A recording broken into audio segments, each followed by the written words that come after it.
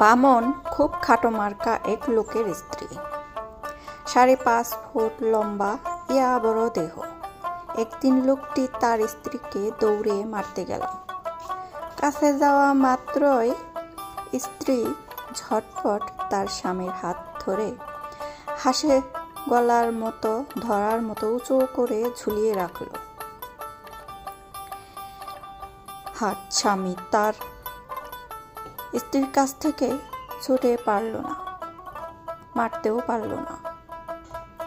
স্বামী রাগের গলায় বলল, শোনো গিন্নি, তুমি যে মারতে দাও না, মারতে গেলে এর জন্য কবে জানি তুমি মায়ের খাও।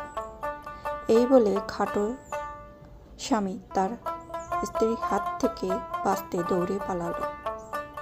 কেমন লাগলো আমার আজকের ভিডিওটা জানাইতে পারো। ভালোবাসা রইল সবার জন্য।